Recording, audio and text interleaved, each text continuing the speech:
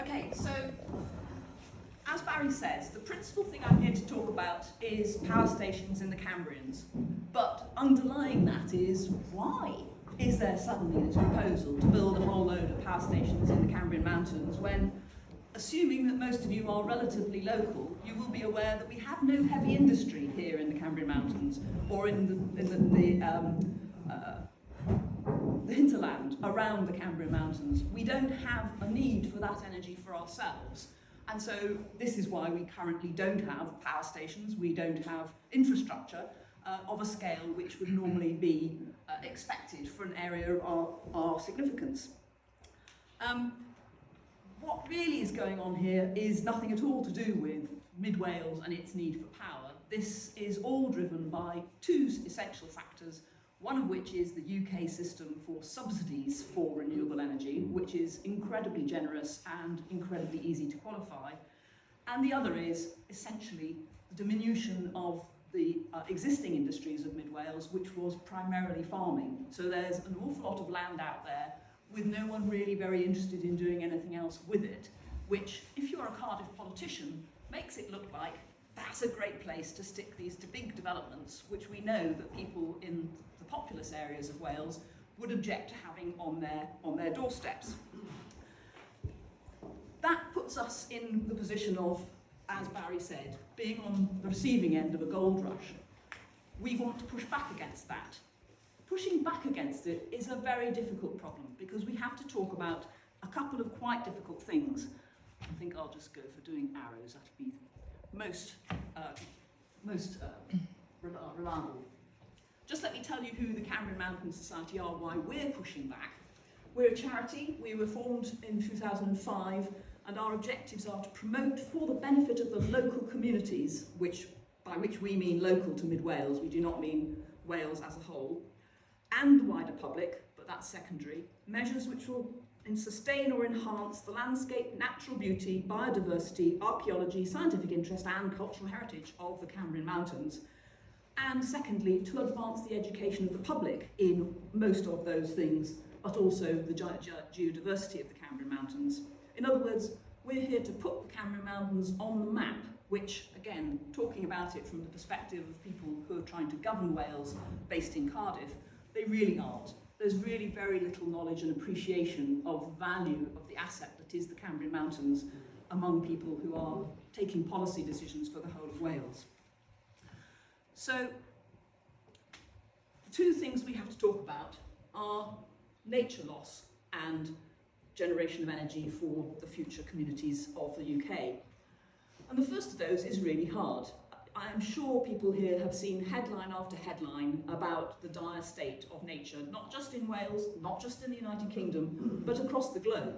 Nature is taking a really big hit from the increasing extraction by humans of all kinds of natural resources. But it happens incredibly slowly. It's not like there's something that's going to happen tomorrow and if we rush we can stop it. It's been happening for a couple of generations, and it's still happening today, and it's really hard to perceive how we are responsible in the actions that we take for that happening. And it isn't, of course, it's not just about us, it's about everyone living on the planet today. You can't point to someone and say, well, if he just stopped doing that, everything would be all right. We have to take our share of the blame individually, which of course means everybody feels rather hopeless about this. It's a terrible state for the world to be in. We don't want to look at it in the face because we know we can't individually change it. It's something which is very difficult to get the media to focus on, except when, for instance, NRW releases a statement report, and then it gets a couple of days of coverage, and then it drops out. But what you do see, if you're following the state of nature in the media, is massive positive messaging, because nobody likes to be told bad news. Nobody wants to be told nature's screwed, and unfortunately it's only going to get worse. So you get lots of positive announcements. Oh, we've conserved the lesser spotted butterfly orchid, and it's now going to flourish in this nature reserve in Eryri. Or there's a new nature reserve being established on the outskirts of Merthyr Tydfil. Isn't that great? It's wonderful for nature, and it's wonderful for the citizens of Merthyr Tydfil. And I'm not denying that those things are great. It's just that in the face of the wildfire that is in fact consuming the planet, they are completely irrelevant. they don't change the direction of travel, which is in the direction of further nature loss, further undermining the ecosystems which support us, and ultimately some really hard reckonings that we're going to face with the planet. So that's not a nice place to start. That's why I'm starting with it, because it gets the bad news out of the way. On the other hand, this is the converse situation. We have a problem. We are causing climate change by burning too many fossil fuels, releasing too much carbon dioxide into the atmosphere. Everything's heating up. It's all going badly wrong. But we've got the answer. It's a 100% positive message. If we just build enough solar parks, enough wind energy parks, enough hydro, and even a few tidal lagoons, then it's all going to be solved. Lovely. This is a message that the media and the politicians can't say enough, because people like to hear it. Here's good news. Here's something we can do. We've solved a big, nasty problem, and everybody can sleep easy in their beds. I'm questioning the assertion that there are no carbon emissions. Of course there are some carbon emissions from any kind of industrial development, and solar parks and power stations using wind are industrial developments. So don't take it literally when people say, oh, renewable energy means no carbon emissions. It also doesn't mean unlimited cheap energy, because of that subsidy regime which the UK government is currently supporting, which means we are all paying for gas-priced electricity, which is actually generated by wind or solar.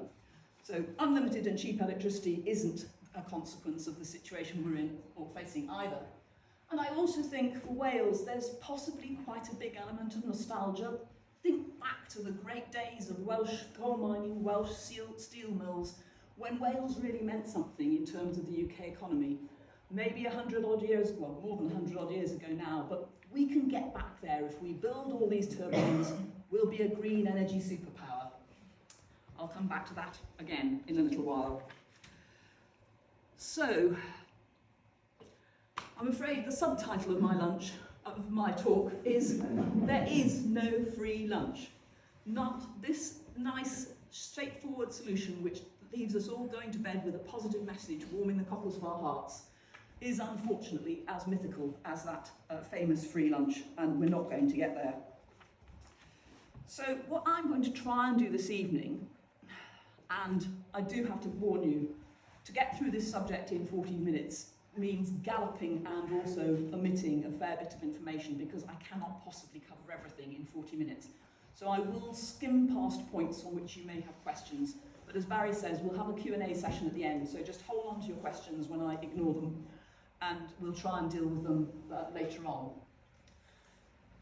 What I'm trying to talk about is impacts, benefits and costs. So let's do this like a cost-benefit analysis, as if we were accountants. First, how much will building these turbines throughout mid-Wales really contribute to slowing climate change? That's the promise. Accept this degradation of your environment because it's worth it, because it's going to help stop climate change. Second, how much will building these turbines in mid-Wales actually contribute to accelerating nature loss throughout Wales? And so that's one of the costs. And thirdly, could we do this better? Are there things that we could do that would give us some of the benefits of our contribution to climate change being reduced without doing so much to accelerate nature loss throughout Wales?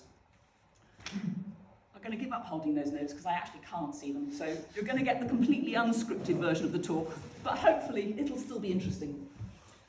So, what are we talking about when we're talking about Wales's contribution to climate change? Because I do think there is a long history of Wales's natural resources being taken for the benefit of consumers and capital interests elsewhere, particularly in England.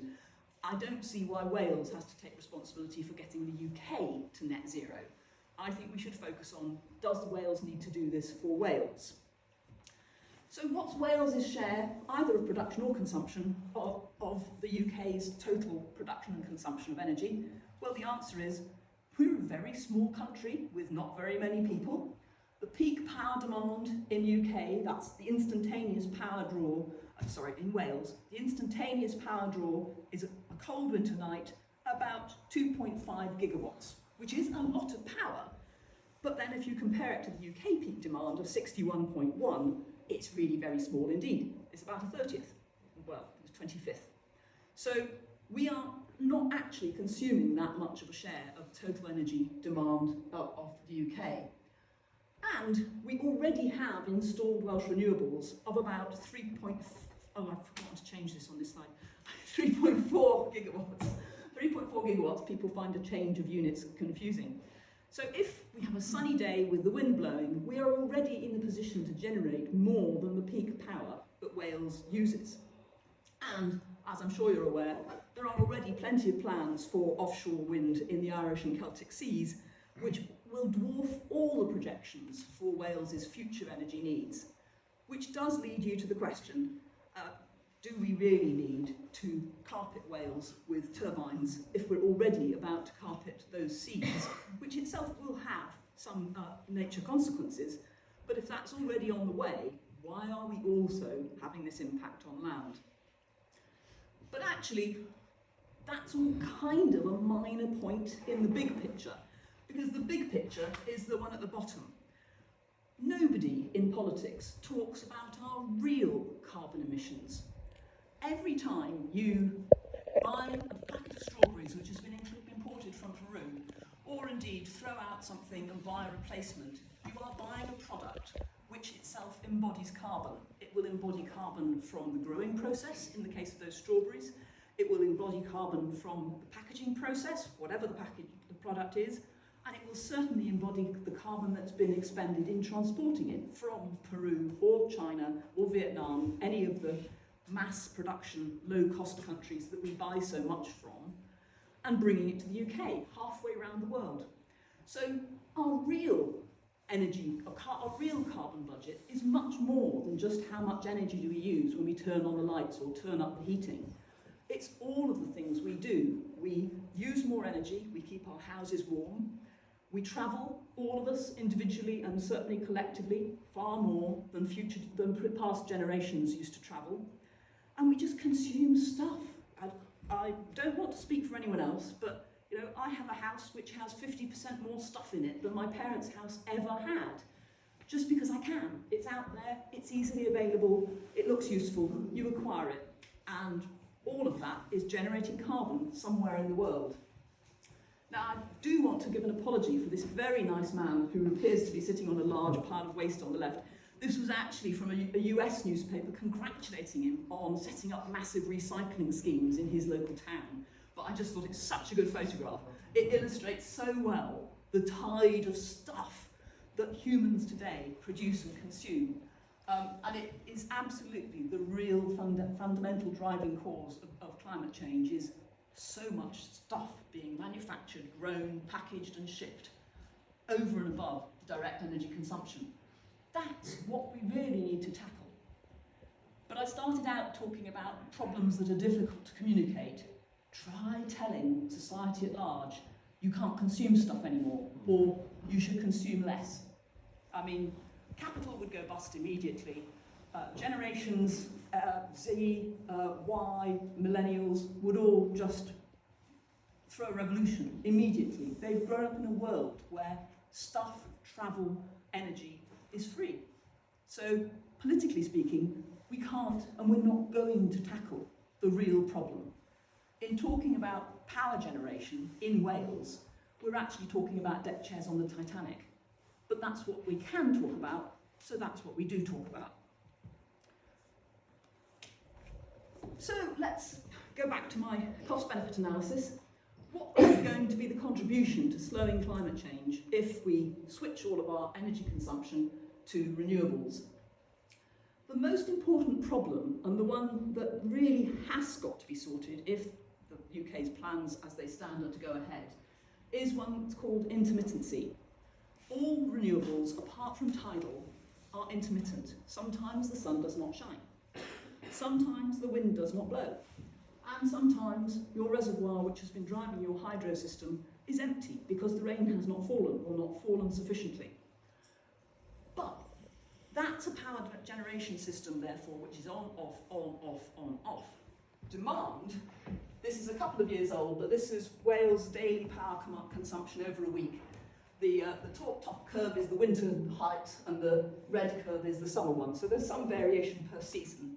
But you can see all year round, all times of day and night, we always need about 900 megawatts of power. Because things are happening. People have fridges, people have devices on standby, people have electric cars charging. All day and all night, we are drawing power. So what then happens when the sun isn't shining and the wind isn't blowing and the reservoir is empty? Renewables are never going to step in and fill that base load in a way which will make the consumer, both residential domestic consumers and commercial consumers, able to rely on the power grid in the way that we have become used to. Now I need to go into nuance even on a point as simple as that. There are two aspects to intermittency. Sometimes there is some power being generated, it just isn't as much as you want. So you've got a hazy day, the solar doesn't reach its top capacity, but it is generating a bit. Or you've got a little bit of wind, some of the turbines are turning, you're getting a bit of power, but not as much as you need. That can be ameliorated by adding more solar or more turbines.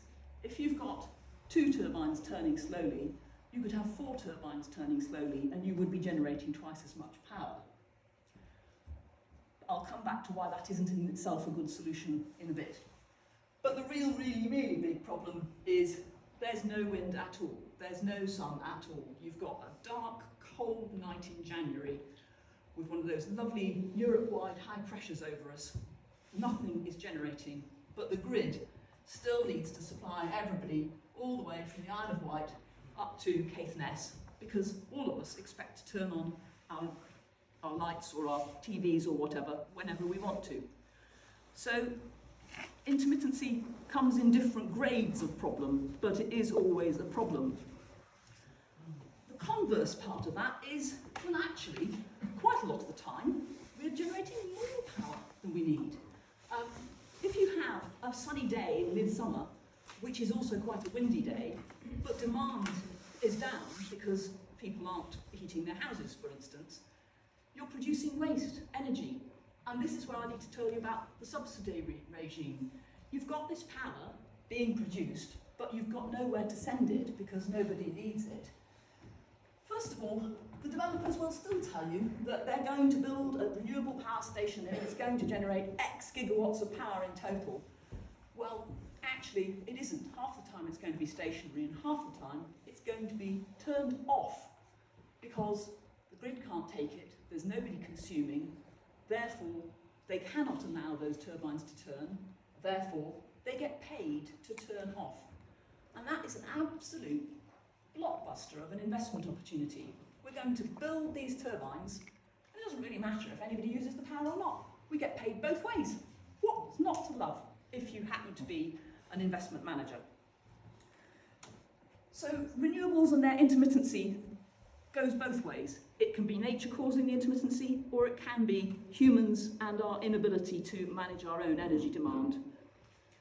And this is from the European Medium Wave Weather Forecasting site. Hopefully you can see you've got the UK there, you've got a lovely great weather pattern which extends halfway out into the Atlantic. It also extends all the way up to the north of Denmark and all the way down into the deeper realms of France and Spain. If we've got a cold, still day or night with no weather, with no wind or sun, so has most of Europe. So this idea that underpins this green energy superpower phrase that the recent Welsh government has been bandying about for so long really doesn't add up. If we've got too much renewables, so has everybody else in Europe. If we're having a storm, they're having a storm. On the other hand, if we've got no renewables, so we're needing to buy in power from the connections to the continent, the chances are France isn't generating renewably either. France is turning up its nuclear or turning up its fossil fuels.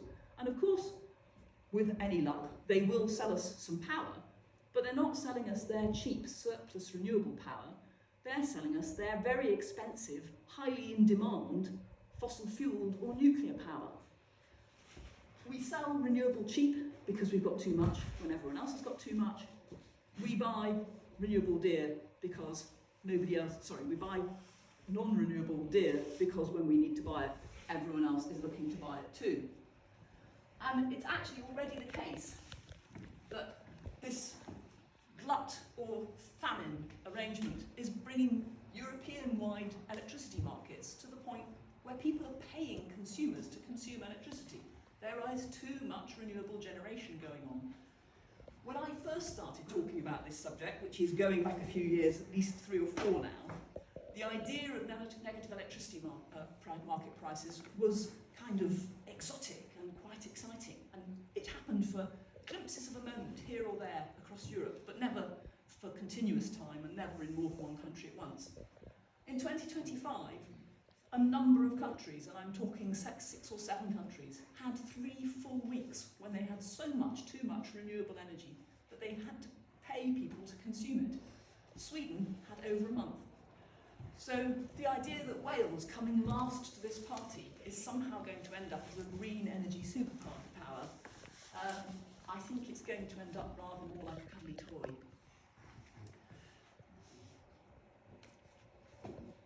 So, this idea that, well, okay, we'll buy in energy when we need it, but on balance, overall, the net contribution of our power demand to climate change will be 0, is completely fallacious. It does not work because we are forced to buy in fossil-fueled power when we haven't got our renewables, unless we build some storage. I've already said, there are plenty of occasions when we're generating more power than we want. We could be putting that into storage so that we can then use it when we have those cold, dark days. The question is, how do you store energy on the scale for the UK grid? Unfortunately, we don't need to worry about understanding that because the Royal Society presumably was nudged to do the job for us, but nevertheless, the Royal Society assembled a vast expert panel from all kinds of different disciplines and produced a wonderful report which, if you really have lots of time on your hands, because it's long and technical, you can read. It's their report on large-scale electricity storage, came out in September 2023. And to cut a 400 pages or so short, the solution is, yes, we can solve the storage problem, but not by doing what Wales is doing at the moment. You will have noticed, if you've been following the various proposals that are coming up for renewable power stations, that a number of them say, oh, we'll install a little bit of battery storage. Batteries, according to the Royal Society, are not going to solve the problem. They can only manage the grid's demand for a few minutes. We're talking a few minutes, maybe short-term hours, but we're certainly not talking days, weeks, months. Actually, what we need to be doing is building an alternative network of power stations that run on synthetic fuel. And the primary one, which the Royal Society recommends, is hydrogen. We should be using our excess renewable power when we've got it to produce hydrogen from water. Then we store that hydrogen, and then when we don't have the renewable power, we burn the hydrogen to turn the turbines just like an ordinary gas-fired power station, and hey presto, your grid runs again.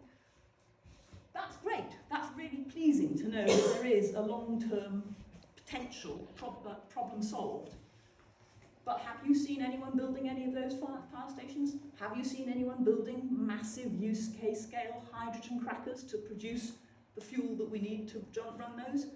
No, we're talking the fiction that a few batteries here or there, usually barely even equal to the capacity of the power station that they're installed with, will be enough to solve the renewable intermittency problem, and it just won't. So what use are more turbines? Well, as I say, they will reduce the amount of power that we need to generate from fossil fuels by a bit. There will be some more power from periods when there are light winds, because 2 or 3 or 4 turbines will generate a bit more power than one turbine in that circumstance. But this doesn't solve the overall CO2 problem, because as you build more turbines, effectively they're competing with each other. None of them can solve the no wind day problem. There's always going to be gas. So there's a residual gas, fossil fuel, climate problem implicit in the solution of building more turbines and not building storage while you're at it. And this is already visible, even though you would feel that the UK is really at the very beginning of its renewable power station building frenzy, although in Scotland, I'm sure you're aware, they're already well down the line that we seem to be following them on. The rate at which new renewables is displacing fossil fuel consumption is already tailing off, and therefore the rate at which we produce less carbon dioxide per gigawatt of power is already tailing off. And the network systems operator itself says in its official documents, we cannot reach net zero by following this route of just building more turbines. So, hopefully, having not baffled you with science, or indeed just too much information, my conclusion for the first part of my talk is producing more renewable power than Wales needs will only ever make a very minor contribution to reducing fossil fuel use or stopping climate change. We're talking about a little incremental benefit here. That's all we're going to achieve. Which brings me to the second part of my talk. How much is industrialising mid-Wales, including the Cambrian Mountains, on a large scale, going to accelerate nature loss throughout Wales? Well, if you're going to talk about accelerating nature loss, the first question you need to ask is, what's our baseline? What's the state of nature at the moment anyway? Because if it's absolutely 100% thriving and healthy, and we have zebras and unicorns trotting happily through wooded glades chasing butterflies, then we don't really need to worry. We can afford to lose a little bit of that nature, and still nature will be pretty much all right. Are you surprised to hear me say that actually, unfortunately, nature in Wales is not in that fairy tale fabulous state at all? There were two reports put out by NRW, Natural Resources Wales, in January. The first one, the Habitats Regulations report for Wales for 2019 to 2024, so they're a little bit behind the time on getting that one out, but anyway, it came out covering that 5-year period. And speaking as a former lawyer, it utterly appalls me. The answer is, we don't know, because nobody's even trying to monitor what's happening at most of Wales's supposedly protected habitats and sites. Wales has a large number, and I really don't know because I haven't looked, of sites of special scientific interest, special areas of conservation, special protection areas under various legal designations. These are the protected sites we're talking about. Things where particular species are in a particularly niche habitat, and the idea is the law protects those habitats from degradation because we believe in the importance of those species.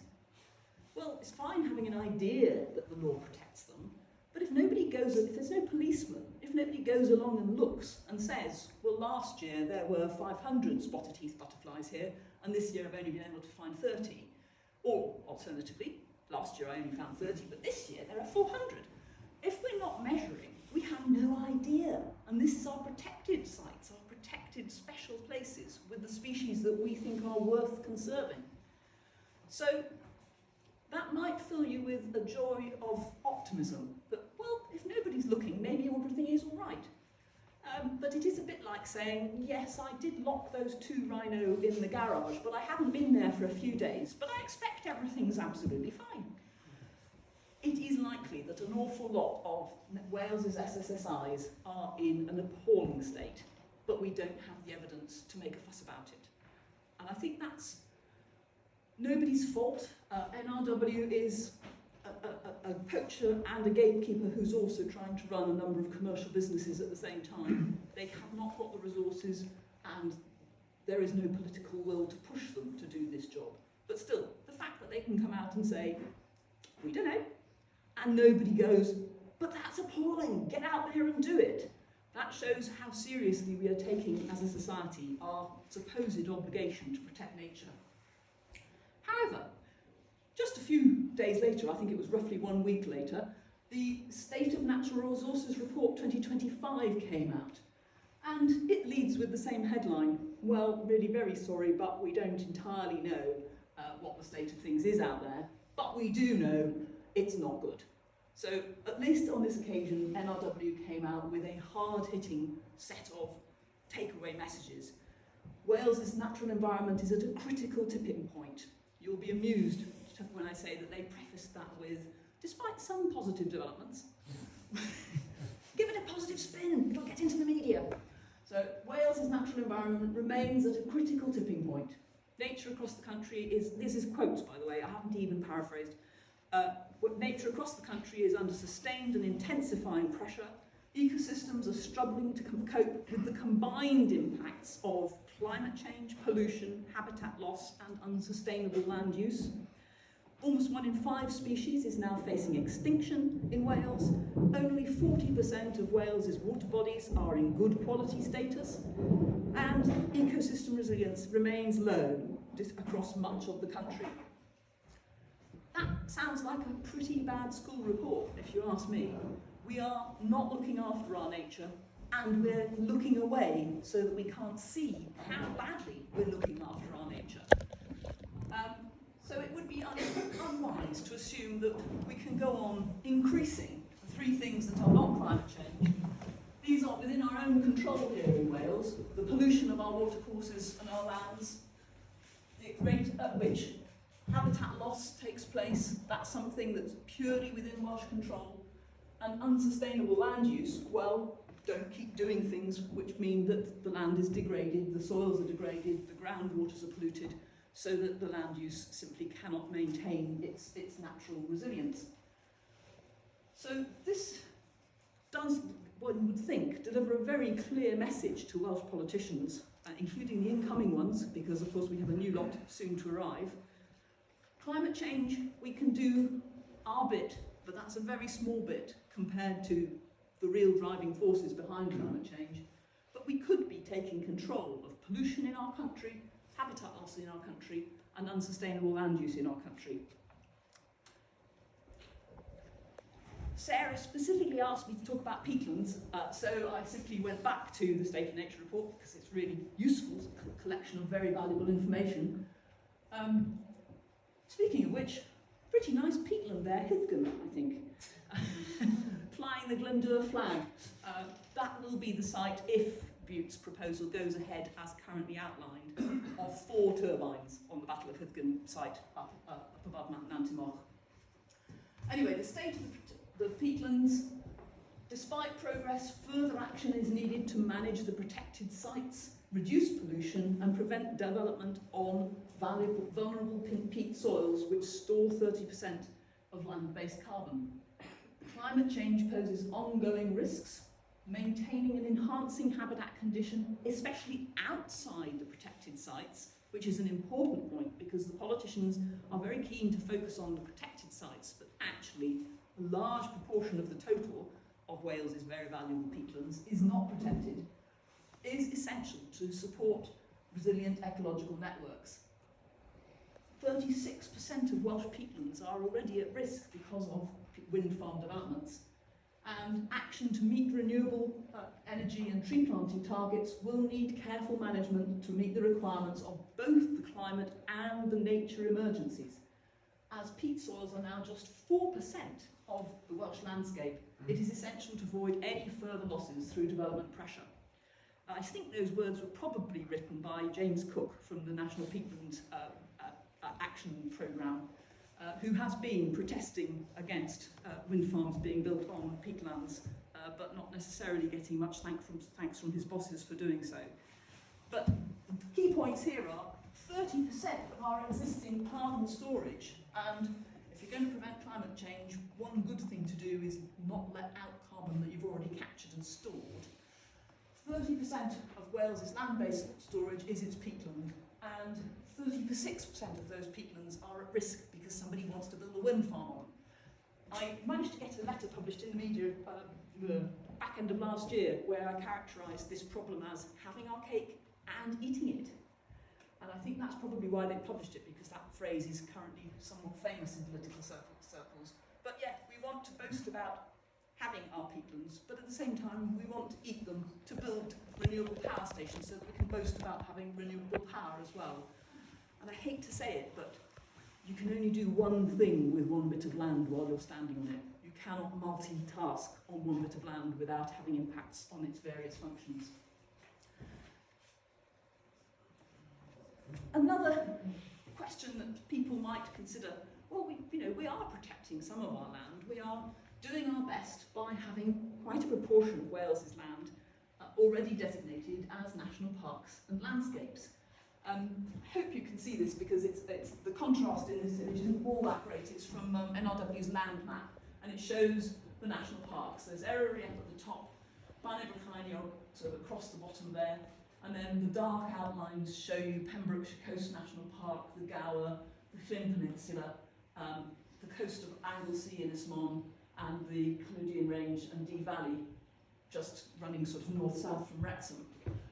But one thing you might notice when you look at that map is, pardon my French, a bloody great hole in the middle. You've got, well actually there's more than one hole. There's Banai over here, and then there's a hole there, and then you've got the Pembrokeshire coast, and then there's nothing at all in Mid Wales, and then up the top you've got Eryri, Ynysmon and the Cambrian Range.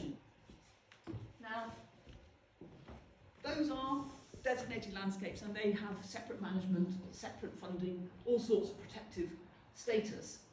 But even so, they are doing very well when it comes to nature resilience. The Campaign for National Parks did a health check in 2024, which again ran up against the absence of sufficient evidence to assess biodiversity very well, but basically said we can't see that the national parks are doing any better than the rest of Wales. They did manage to get data on the water quality, and they said 51% of rivers and 21% of lakes achieve good overall status. Well, 51% at least is over 50%, but it's not by very much. 49% of rivers and lakes in national parks are not doing very well. And rivers in national parks are not doing very well. And 21% of lakes achieving good status. That's 79% are not achieving good status. And 23% of the state's sites of special scientific interest in the national parks are in favourable condition. Again, a little bit better than those that are not in national parks, but really, what they're telling you there is 77% of sites of special scientific interest, those really important protected sites that are even inside a national park, are not in favourable condition. So no, our national parks and landscapes are not doing enough to protect nature resilience in Wales. What do we need in order to have good nature resilience? Well, I'm not going to reinvent the wheel. I'm just going to use the English report by Professor Sir John Lawton, which was for Nature England. What do we need to do to restore England's nature resilience? Here are the principles. We need natural habitats that are more numerous than we've got left, bigger than what we set aside, in better condition, because it's all really not very good state, and crucially, joined up. Little patches of woodland or little community parks, isolated from each other, are never going to be enough to maintain resilient natural ecosystems. Fragmentation is the fundamental cause of the vulnerability of all of these species and assemblages of species that we want to maintain healthy in order to have a good natural environment. And I hate to mention it, but as I did fess up that I am here from the Cambrian Mountains Society.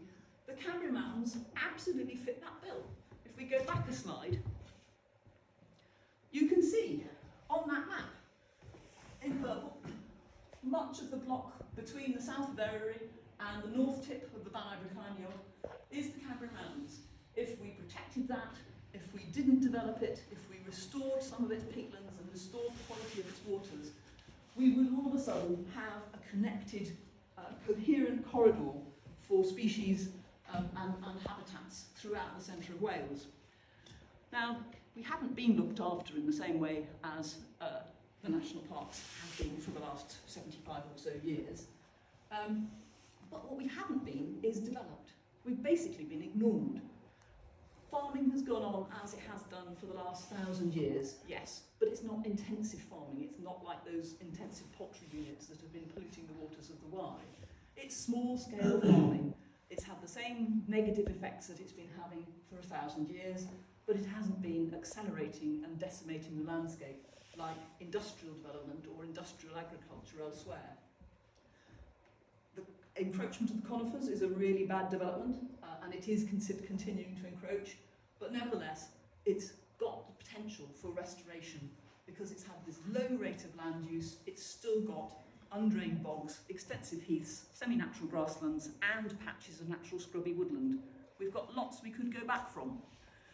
Now, I'm aware that I'm almost certainly talking too long, so I will skip over the fact that we did our best to do an assessment to show that we have the biodiversity, and although it never quite reaches completion, the conclusion is that we are more biodiverse than Llanfach, despite the fact of having had no actual support and attention for that purpose in the 50 years or 75 years that Llanfach has been receiving support as a protected area.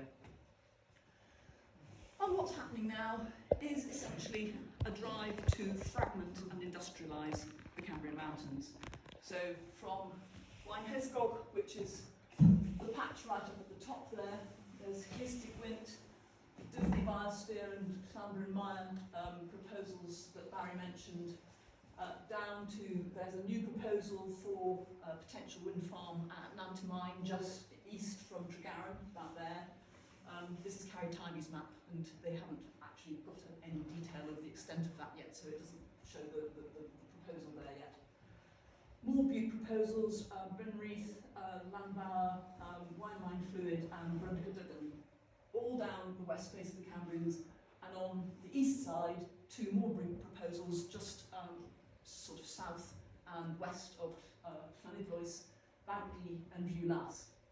So that nice big purple blob in the centre that was apparently undeveloped, apparently potentially available to connect the south and the north of Wales and boost our natural resilience, is itself under attack of further industrialisation and, unfortunately, fragmentation.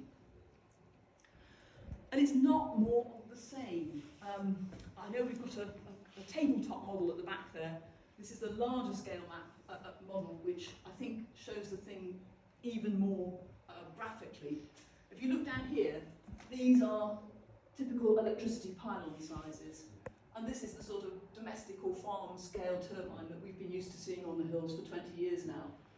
That's the scale of existing wind farm developments in and around Mount Cambrians, like Mynydde D, just outside Aberystwyth. This is what's proposed now. Almost double the height, in some cases more than double the height. They are marine turbines, the kind you can see from a jetliner at 35,000 feet when you're crossing the Atlantic or elsewhere. These are going to require huge areas of peat excavation. They're going to have tens of thousands of tons of concrete poured for their foundations. They're going to be positioned on our ridges and our hilltops, so they will be having the maximum impact on migrating birds as they come north in the summer and go south in the autumn. And of course they will be visible across huge areas because of their size. But it isn't just the turbines themselves. In order to build them, there will need to be roads prepared, massive access tracks, substations to take the electricity out, pylon chains to take the electricity out, and the construction and logistics hubs which go with all of that level of building. So cumulatively, this slew of proposals is going to have an enormous impact on the biodiversity of previously unindustrialised land. Probably fairly obvious that the first thing that people think of when thinking of the impact of a turbine is literal impacts. Birds fly into them and get killed. Bats and insects as well. And it isn't just the ones that actually touch the blades.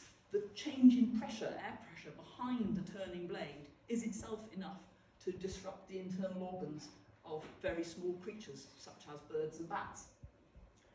But potentially more fundamental is the impact it has on the ecosystems around the base of the turbine. Because what you're doing is essentially, it's like having a kitchen mixer turning sideways. You're taking air from higher up and you're bringing it down to ground level. So you create a microclimate of reduced wind speed because you're taking some of the wind energy out, but greater turbulence. And that means temperature distribution in the area affected by the turbines is changed. Plant transpiration changes, which ultimately means different suites of plants will be suited to living in the new environment created by that turbine. Then there's sound and infrasound and vibration, which affects the amphibians and the reptiles. There's the loss of habitat from doing all of this. The pictures are from Shetland, by the way, because they don't seem to have stopped people photographing them up there quite as quickly as they have elsewhere in Scotland. So there's going to be actual land that's built on, which is no longer available as habitat, obviously, but also what's left is fragmented, as I've already said. And that means those remaining habitat patches are more vulnerable, less resilient, because they will more easily be saturated when there are flooding incidents, and they will be more easily and rapidly desiccated and prone to wildfires in drought periods. That's going to have an impact on the plants, insects, invertebrates that live there. There's pollution from bringing in vehicles and having brakes and tyre rubber distributed into the environment. There's compaction of the soil and also soil erosion from taking away the supports up to the side of beds of soil that are left in place. And edge effects, which change the species which are best able to adapt to the site. I should just say, by the way, these slides are an enormous condensing down of an article I wrote for Nature Cymru in January, which went into a bit more detail around all of this. So if you are interested to read it in a bit more detail, that article, I've got a couple of copies at the back, or I can send you a PDF to read at leisure. There are changes to the drainage which will affect groundwater distribution, groundwater levels, the runoff, and food web above the ground level plants, insects, invertebrates, which includes all of the higher plants and the higher animals and birds which people are actually interested in. It's very unfortunate, as humans, we're interested in things on our own scale. Really, we all depend on the small stuff, the microorganisms, the insects and the invertebrates. But because we can squash those by standing on them, we tend not to think of them as very important. They really, really are. I think I'll just move along because, as I say, this is information I can get you in another form. But ultimately, the cumulative effects are changes in the assemblages of plants and microorganisms, reducing displaced species' ability to resettle or colonise nearby areas, displacing sensitive wildlife species altogether. They avoid humans and human development, and increasing human footfall. By bringing tracks into these areas, it will increase the number of people doing other activities along them, driving more wildlife away spatially and temporarily, forcing daytime animals to operate at night because they wish to avoid human activity. So this is a mock-up showing what the potential impact on the landscape could be. That does look actually quite a lot like Waun Hesgog might end up. A fragmented set of patches of residual conifers or open grassland, broken up by tracks and interspersed with massive great turbine foundations. The problem we really are facing is one of baseline shifting. I mentioned earlier the difficulty of saying, well, how much impact are we having on nature if we don't know what the state of nature is to start with? What does the baseline we're starting from look like? And of course, this is an extreme example.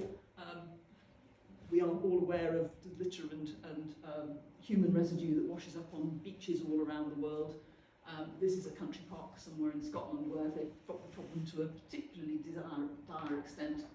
We are already living in a degraded environment. We are used to litter, we are used to pollution in our air and in our water. What we're failing to realise is that by making that problem just a little bit worse, moving our baseline of expectation a little bit further, we actually are coming close to an edge off which we might fall. We've been moving further and further from a pristine environment for 1,000 years. And so far, we've managed to adapt to the impacts of it and adjust our expectations so that we still find the environment we're living in acceptable. But we can't go on doing that forever. So, my final section, is there a way we could be doing this better? Well, of course there is. There are lots of ways we could be doing this better. Tidal barrages, they do obviously have an impact on the marine environment, but they are not intermittent. The tide is always going to happen all over the world, every day, and they can generate a lot of energy. This one in France has been running since the 1960s. The Swansea one has been on discussion for about 20 years. there have now been 3 small projects given the go-ahead in the last funding round. So we could be doing more with tides. We can be doing more with solar, but that of course does displace other land use and only is effective, particularly at the latitude of Wales, during the summer months to any large extent. We can do more offshore wind, we can do more pumped hydro, but the prime example of that, of course, is the Neuadd former slate quarry in North Wales. We haven't got that many spare slate quarries, so that one itself comes with a serious Coffiwch problem of, well, which village are you going to drown next? But geothermal, this is the UK's first operational geothermal power plant, which has just started operating in Redruth in Cornwall. Very small physical impact on the surface of the planet, and potentially quite a large amount of energy that can be extracted from the heat beneath our feet.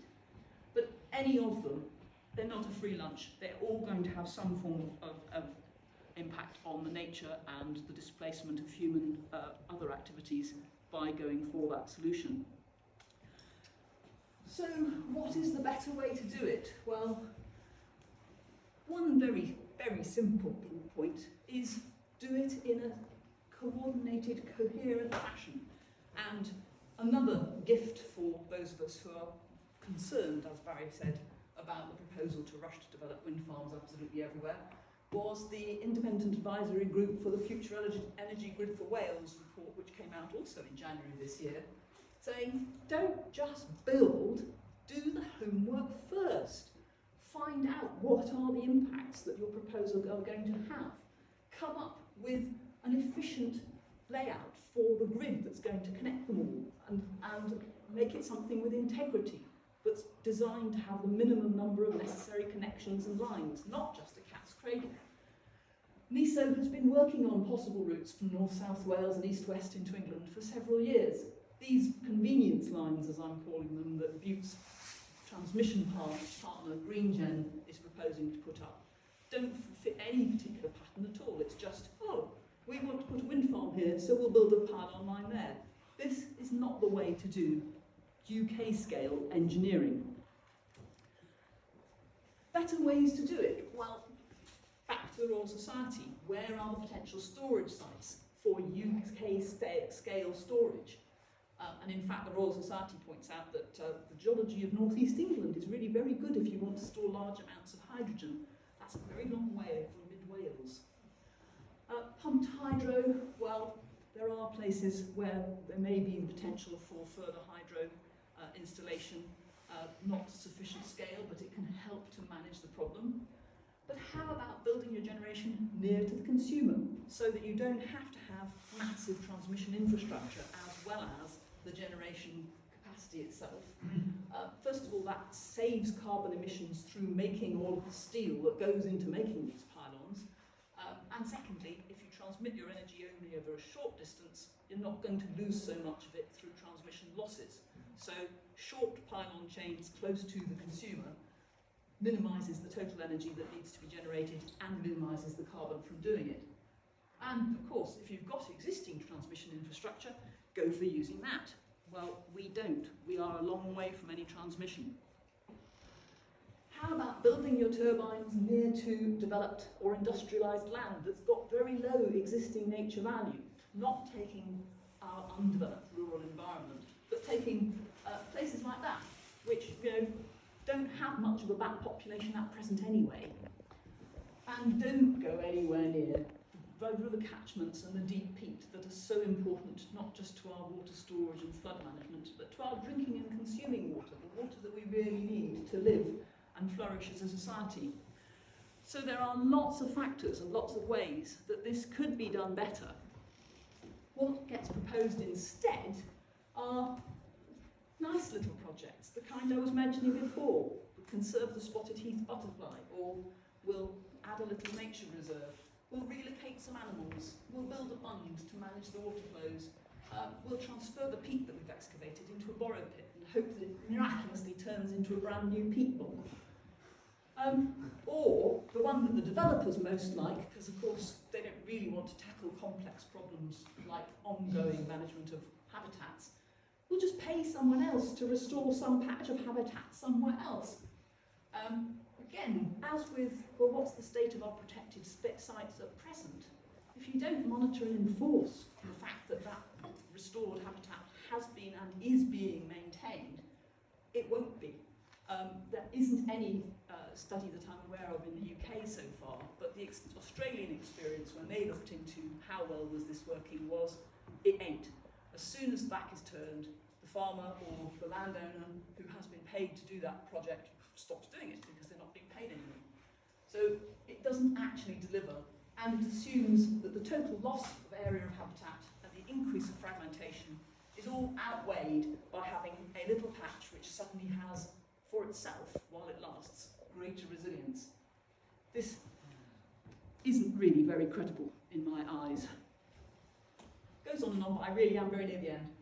Add country park facilities. Bute are very fond of this. They built a country park near Whiteley, their Whiteley wind farm near Glasgow. Well, we don't really need country parks, we're the country. Community benefits. They'll talk a lot about that. In fact, they'll try and make the whole conversation about community benefits. It's okay, it's a done deal, the wind farm is coming, but we'll give your community something to compensate you. Now, how do you want to spend it? Do you want a new football pitch, a new car park? Let me just mention that these are a few tens of thousands of pounds, and they are going to make millions and millions in profits. Secondly, they're not contractual, so as soon as Bute, which is a property developer, sells the project on, that promise is non-enforceable against the new buyer. And as the independent advisory group said in their report, compensation should not be a substitute for a well-designed and considered scheme. Just because you can buy off a few locals in a few scattered villages to shut up from objecting doesn't mean that putting up the renewable power station and the tens of lines of transmission grids that you've had to do to take the power away was the right thing to do. Silencing opposition doesn't mean your answer was the right answer. But ultimately, and this is what we're never going to crack, we really do have to start thinking sooner or later about mitigating our ever-growing energy demand. We cannot continue to have a society where everyone consumes more, emitting more carbon and using more energy forever. That has got to be the point where we start asking politicians to think again. So, what can you do? Join Cambrian Mountains Society. There are leaflets at the back. And sign up for the Waun Hesgog Action Group as well. We're not mutually exclusive. Quiz the Senedd candidates. All the parties launched their manifestos yesterday, so the detail of what they propose to do about renewable power should now be in the public domain. You can ask them critical questions. You will find that most of them don't even know how many renewable power stations are being proposed in mid-Wales, and they have no idea how big these turbines are. They are thinking Mynydd D, but on one or two more hilltops. They are completely out of touch. Have they actually visited any of the sites? Do they know what they're proposing to throw away before they throw it away?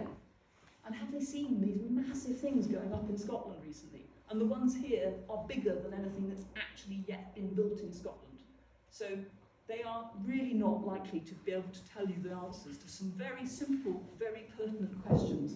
And I think it's important that they should be put on the spot, because if they do go into power, and some of them will, they need to understand that they need more information, more evidence, before throwing mid-Wales to the developers. What do they think is going to happen to local traffic and tourist businesses? If you're looking at these things, they have 83-metre blades. That's nearly 300 feet. When was the last time a lorry carrying a load that size made its way down this road? And how much time did it take for everybody else to get to where they were going on that occasion? And do respond to the developers' consultations, but don't respond to the questions in the way they phrased them, because the first question will be, do you believe that we need renewable energy? And as soon as you answer yes to that, they say 78% of local residents agreed with the power station, which wasn't what you thought you were agreeing with, but it gives them an answer to a question that they can put into the media in that form. So put statements to them that you want to put to them. Don't be trapped into giving them media sound bites which will reinforce the positive message that renewable power is everybody's answer to everything. And when we get there, which is still a little way down the line, do respond to every one of the applications that you become aware of or engaged with, citing technical reasons, not just, it'll spoil the view from my window. It's true and it's important to you, but the planning system is looking at the good of the wider community. So you've got to look at issues that are relevant to the wider community as well. And that brings me to the end, and I thank you greatly for your incredible endurance in listening all the way through this. Do you think somebody at the back can turn the lights on? I have to wake everybody up again.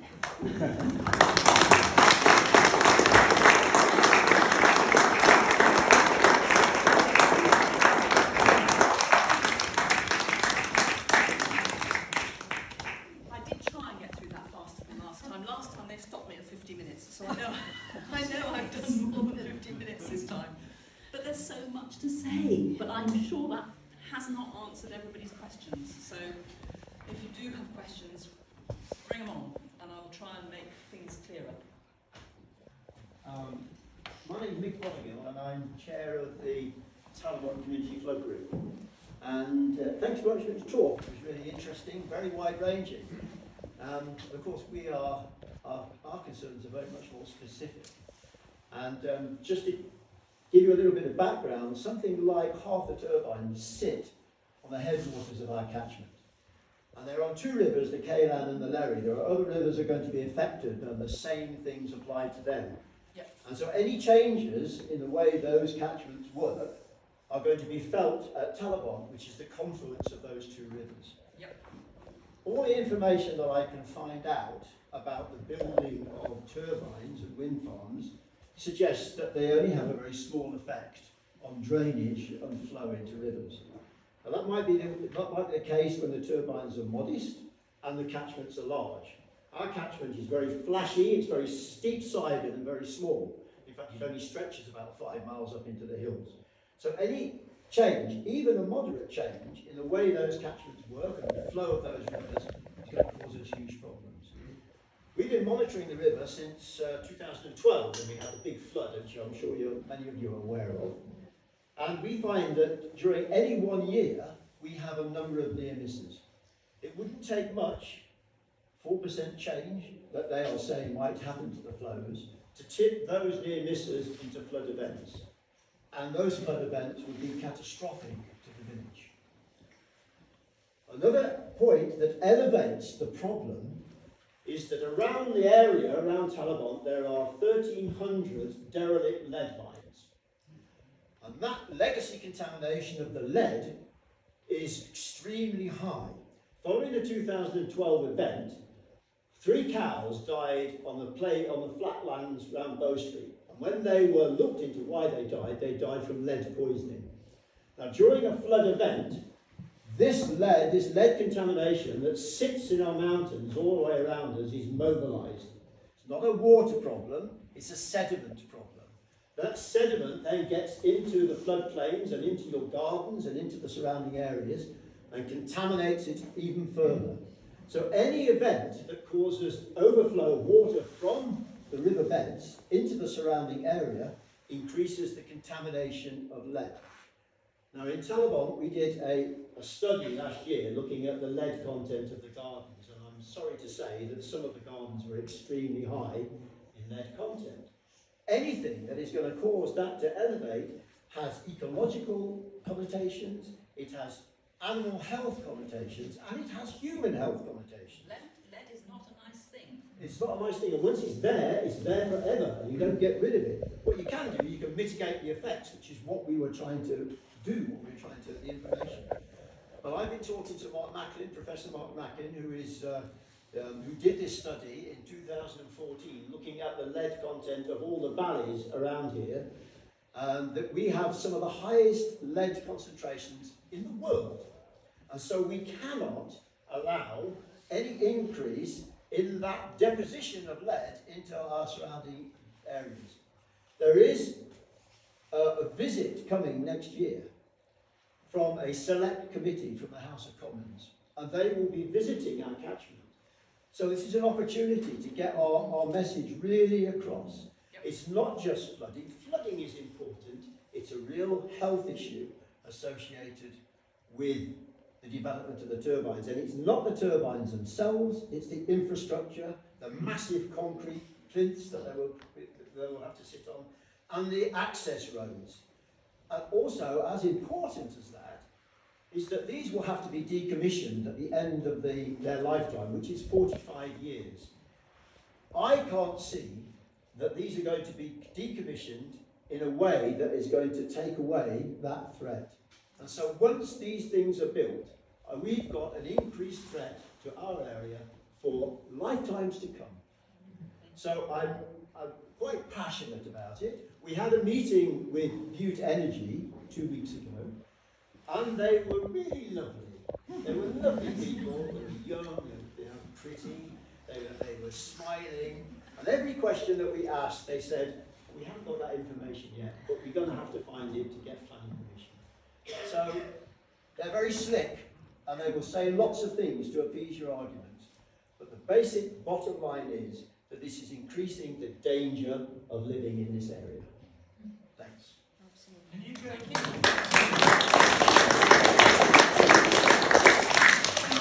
Can you go back? I think it's about 4 slides. Which slide do you want? If you go 1 more, 2 more. It was the one that showed the building of the foundations. Oh yeah, that one. Yeah. Can you blow up that photograph? It's I can't remember. It's one of the contractors. The people who are putting these photographs on the web are not surprisingly not the wind farm people. It's the groundworks companies, and they do very good photographs, which you can blow up indeed. So I didn't know Mick was going to come out with this wonderful speech, but that shows just the building of one foundation. That brownish circle is one foundation. The area around it is the amount of ground that is removed in order to prepare that. There's just under 2,000 tons of steel and concrete poured into that, and it has to be done in a continuous pour. I've got a friend who used to work on installing wind turbines locally. He's local, he didn't install them. Yeah. The roads that you can see coming in, you told me they would be 5-metre wide roads. Well, that's the width of this road out here, possibly wider than this road out here. And they will need at least 37 miles of those, that's a mile per turbine roughly, to link them all together. And that's the area of peat around the Waun base. And all the little things you can see in the back, they're not vehicles, they're little buildings that they've got. They also have to build a concrete plant up there, above us, because they can't risk lorries bringing concrete breaking down because they've got to have a continuous pour. So the concrete has to be made up there. They have to get all the materials up, do the mix of 2,000 tons, and then pour it in one lot. Yeah, it's a huge industrial landscape. Well, but the point I didn't make enough of is the transporting all this stuff in. There's not much detail out there about Waun Hesgog yet. I'm much more familiar with the ones in the southern Cambrians, in particular Bryn Cadogan. The transport plans for Bryn Cadogan are at peak 350 HGVs a day for 2 years, and about 250 a day for another 2 years. Can you imagine 350 HGVs a day coming through here? I mean, do you get 1 HGV a day normally? Maybe half a dozen. It's going to completely transform the experience of trying to live and operate in this corner of Ceredigion, and indeed, of course, Llanfach and Powys to the east of that, because industrialisation of this scale has never happened before. So it really is a massive change. Not just the turbines. Everybody thinks we're just worried about the visuals of the turbines on the hillside. This is going to wipe out communities, wipe out nature, wipe out farming. It is really throwing Mid Wales under the bus in the same way as South Wales was thrown under the bus between sort of 1790 and 1850. Except they got jobs. they got jobs down the mines or in the blast furnaces. They got free coal, you know. They got things which kept their communities going. Nobody is suggesting that there will be a future of wind farm building here in Mid Wales. This is a once and done, but as a result of it, this is not going to be Mid Wales as we've always known it at all. Sorry, I'm not meant to be talking, you're meant to be asking questions. Yes? Hi. I was actually hoping you would talk more about the site and what the ecology is there and what peat surveys have been done more specifically there. Has there been any surveys done there? Not that I'm aware of, but I know two people in the audience who might have a bit more information. Pete and Jill, any information on that site?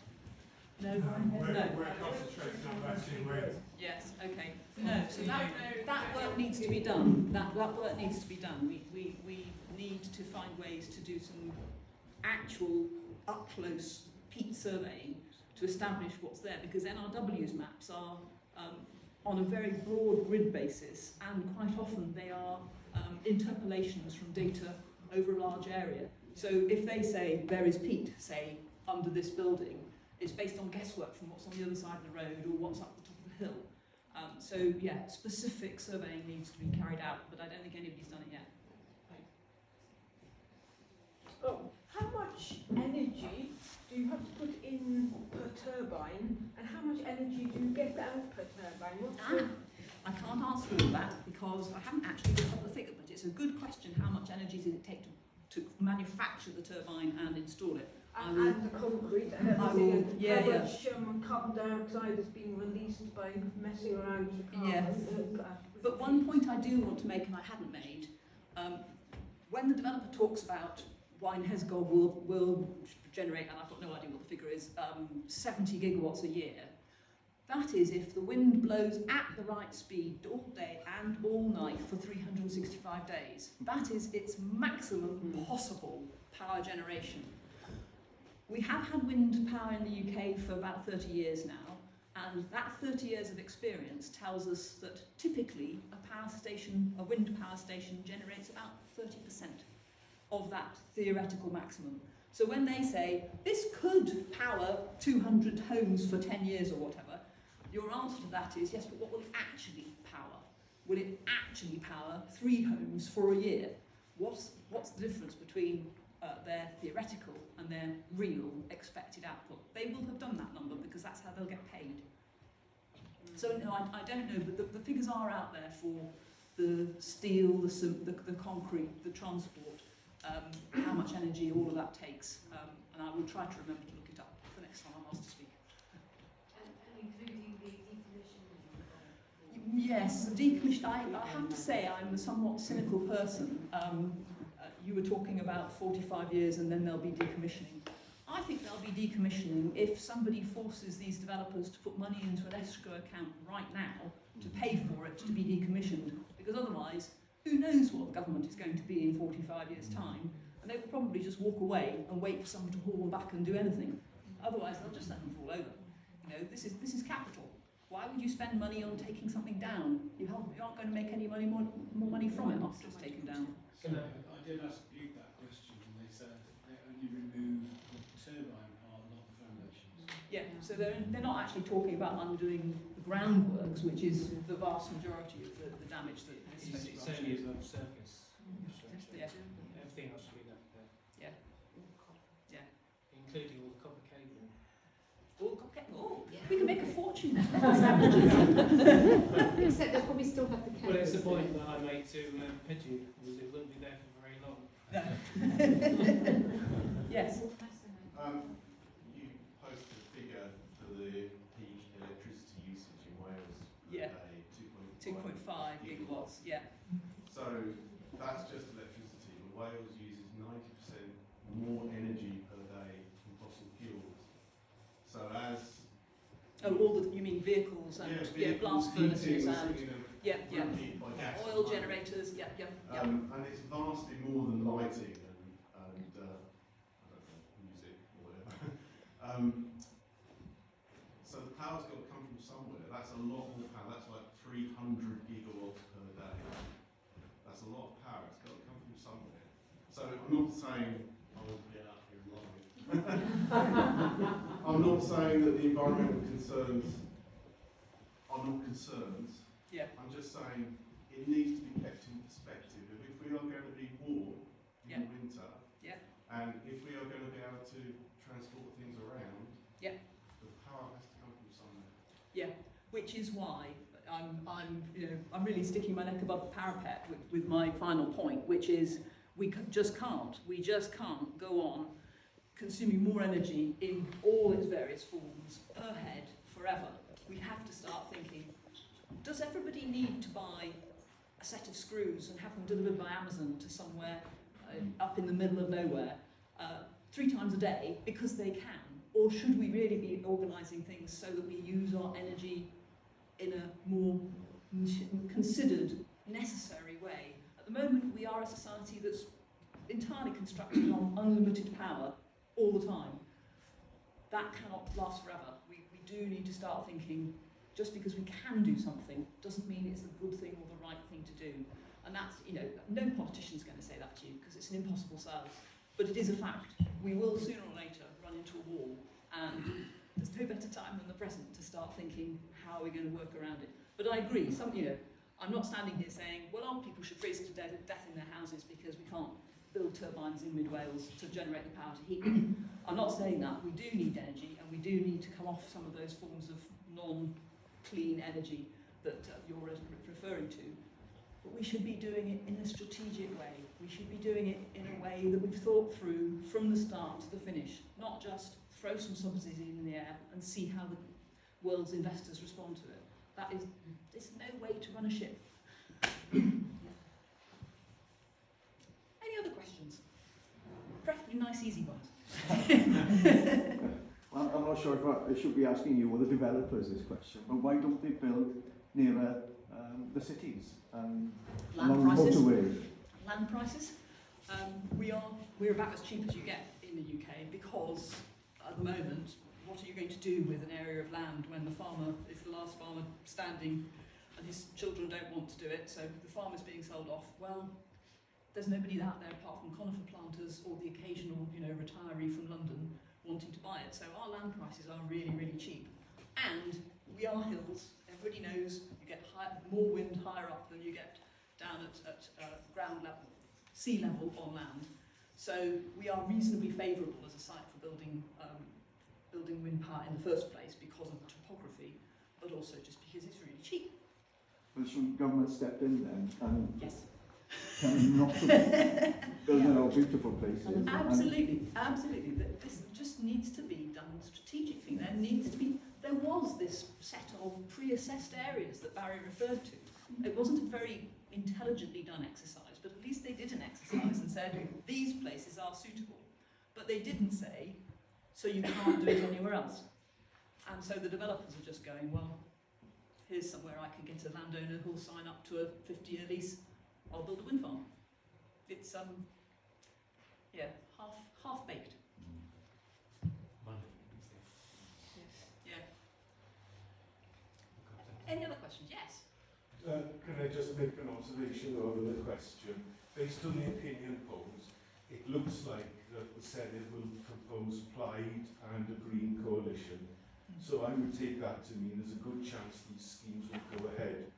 However, in 2030, going by the opinion polls, the London government will have 3/4 of its MPs being Reform. And Reform are very hostile to these green schemes. So I'm wondering, they start building these in 2-3 years' time, and about 5 years in, the supporting funding is withdrawn from these. These things are no longer economical. So instead of a 40-year lifespan, you may find that they're abandoned in less than 10 years because of the political situation. Because basically, Reform seems to be the attitude, drill, baby, drill.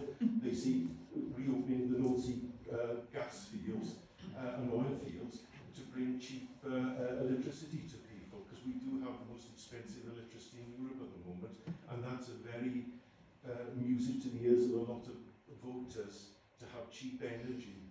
And that's why it looks like there will be a Reform government in London, which will be cutting the funding off to Wales and these green schemes around, not just Wales, but around the country. Yeah. Which also plays back to Barry's referring to a gold rush. You may have got the impression, and you would be correct, that the developers are absolutely hassling Welsh Government to get all of this approved right away so we can get it up and built. You know, it's a fait accompli. We're getting our subsidies paid into our bank accounts as soon as possible, because they know that this isn't going to last forever. Not just reform, it's the negative pricing. When it comes to the point where you've got so much excess energy, you are having to pay everybody to use it. You can't keep running a system on that basis. Where's that money going to come from? So this has a finite lifespan, which is why I keep saying to people, don't get disheartened because you think we can't win all of these fights. We might not be able to win all of these fights. We can certainly slow them down. And if we can slow them down by 2 or 3 years, then it's quite possible that the wave of enthusiasm will go up over our heads and off somewhere else and into some other form of investment. Defence manufacturing, for instance. So, you know, just because you look at what the developers are saying and you think, well, you know, we really can't actually succeed in defeating all of that. We don't have to succeed in defeating all of that. We just have to make it like walking through treacle, and then they'll never get there. So, bon courage, as the French say. Anything else from anyone else? There's teas and biscuits. Oh, Jenny. Jenny, this is going to be an easy question, isn't it? An emerging problem which the developers and politicians are all keeping very quiet. Speak up. Sorry, an emerging problem which the developers and the politicians to a large extent are keeping very quiet about is inertia or lack of. How much of a problem, what are you seeing being done about it, to be honest, because I don't see anything at the moment. And without synchronous condensers or whatever else, or flywheels, the grid is going to collapse like it did in Spain. Oh yeah, no. I mean, this is where we get into real engineering. I'm not an engineer. I know. No, I know you're not, but you've been talking to Richard Martin. The grid we have, I can explain why there's a problem fairly simply. I can't explain what the problem is simply, and it is almost 9 o'clock, so I'm not going to try. But the reason that there is this serious engineering problem that Jenny is bringing up, our grid was built back in the 50s and 60s. It was built to bring power from a series of coal and gas-fired power stations in specific set places to specific set places, to the cities, to the towns. It's mapped out by engineering know-how, so it does that really, really well. But it is not set up to take intermittent sources where, oh, the sun's come out in Swansea, so all of a sudden that solar farm is generating, but meanwhile the wind's stopped blowing in Northamptonshire, so those turbines have come off. Oh, sorry, the sun's gone in Swansea, and now we've got wind in the Shetlands. But suddenly the wind in the Shetlands has turned direction, they've turned all those turbines off. Our grid was not built for this, and it can't do it. This is why, I did mention on one of my slides, NISO has been working on re-engineering the grid for quite some time. Because if we are going to go to all of these competing and inconsistent and non-manageable forms of energy, we need a different grid. Just bunging up turbines and putting in a few pylon chains, like Butte and Greengen want to do, is just going to end up in disasters like the Spanish Peninsula had last year, when they had a complete collapse of their entire system from south of Portugal up to the French border, because all of a sudden the functioning parts of the grid were not working synchronously together. They just couldn't cope with the randomness of the inputs and outputs that they were trying to handle. And that will happen here, unless we build a grid that is engineered for that kind of variable inputs and outputs. Our grid won't take strain. Try explaining that to a politician. I don't recommend bringing it up at hustings because you'll just get a completely blank look. But it is a problem their civil servants should be telling them about. So we do have much more to go than just are they going to build these turbines before we end up with renewable power in every home. Okay. Right. No more questions, so we have to call a halt to 9 o'clock. Thank you so much, Lorna. I just want to thank a couple of other people. Mel from the Hesgog wind farm site, Protect Havre de Glace Lee, is their group. This is on the way from Machynlleth over to Llanfach up near stay a little, and the Glaslyn Nature Reserve up there. There's another proposal up there. Mel has brought along this fantastic model at the back there, where you can see the scale of the proposed turbines, both there at that site and here at this one. They're going to be 220, 230 metres tall. The turbines, our nearest turbines at the moment, just on the way to Bangkok, there, are a quarter of that size. Okay. So what's being proposed, 4 times the size of what you actually are currently seeing on the hilltops.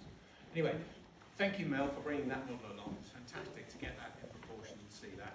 I also want to thank Nigel, sitting over there, who's the caretaker for the hall here, and he's helped us enormously in getting this talk together and allowing us to use this space.